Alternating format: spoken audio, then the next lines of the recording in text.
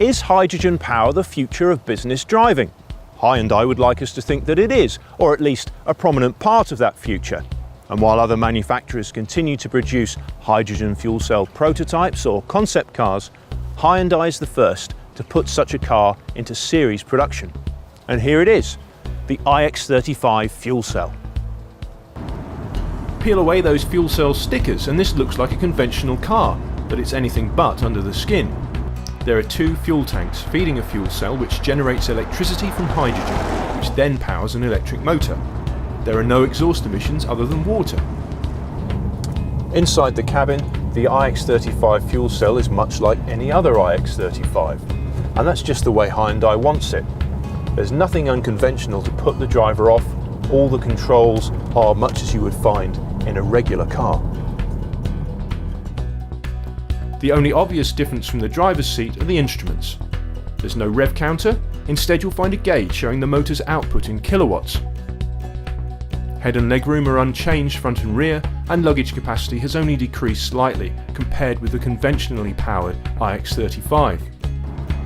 Start the car and it feels much like any other electrically powered vehicle. Maximum torque is available from standstill, so despite weighing a porky 2 tons, the ix35 fuel cell pulls away quickly. Hyundai claims a 0 to 62 time of 12.5 seconds.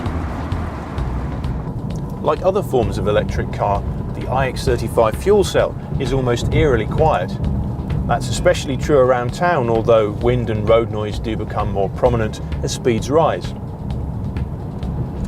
Despite the car's weight, it corners tidily, and if anything the ride is smoother and more comfortable than that of the standard car. The tank range is similar to that of a petrol SUV. According to Hyundai, it will go 369 miles between fill-ups. Which brings us on to the subject of refuelling. It's both the fuel cell's biggest advantage over plug-in electric vehicles and its greatest weakness. It's a strength because instead of having to plug in the vehicle for several hours to recharge it, you simply fill it up, much as you would a petrol or diesel car.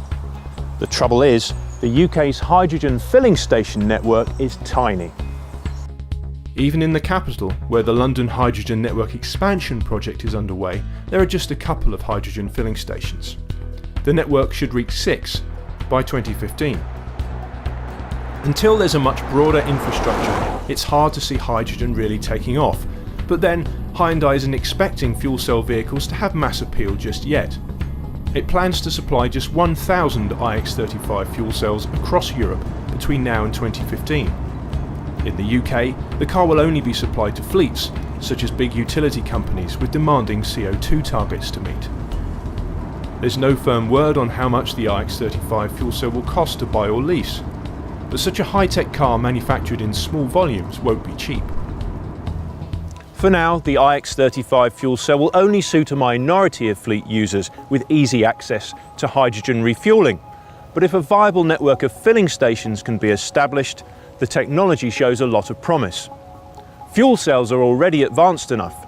Now the infrastructure needs to catch up.